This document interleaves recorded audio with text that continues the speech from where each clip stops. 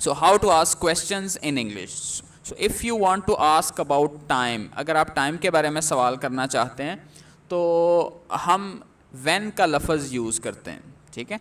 जैसे मिसाल के तौर पर when do you wake up every day, आप किस टाइम उठते हैं। अब when के अंदर क्या मतलब मौजूद है, किस टाइम पर, क्योंकि when यहाँ पर जब के मीनिंग नहीं बल्कि क्या है, कब का मीनिंग।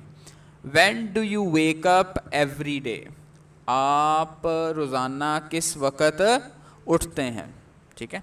दूसरा, When do you intend to move here, intend का मतलब है इरादा करना, आप इस तरफ आने का किस तरह इरादा करते हैं, ठीक है। उसके बाद है When did you finish school, आप को स्कूल से कब छुट्टी होती है या कब आप स्कूल से फारिग होते हैं। तो यहाँ पर डू का लफ्ज़ भी यूज़ किया गया अगर आप प्रेजेंट में कोई बात कर रहे हैं जो आपकी रूटीन है, ठीक है। और अगर माजी है तो फिर हम क्या यूज़ करते हैं बेटा, डिड का वर्ड यूज़ किया जाता है। इसी तरह से अगर हमने किसी से जगह के बारे में पूछना है किस जगह पर, ठीक है, तो वेयर का मतलब क्या है, कहाँ, प्लेस के लिए इस्तेमाल होता है। वेयर डू यू लिव, आप कहाँ पर रहते हैं, इन गोजरा या in Texas.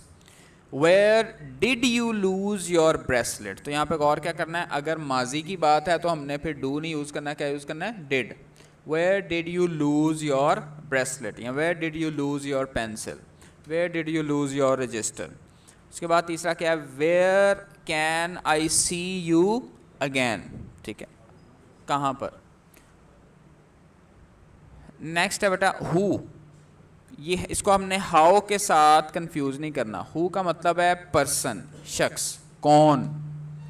Who is that, वो कौन है भाई, या दैट्स माई स्टूडेंट नाज, या ही इज़ बिलाल।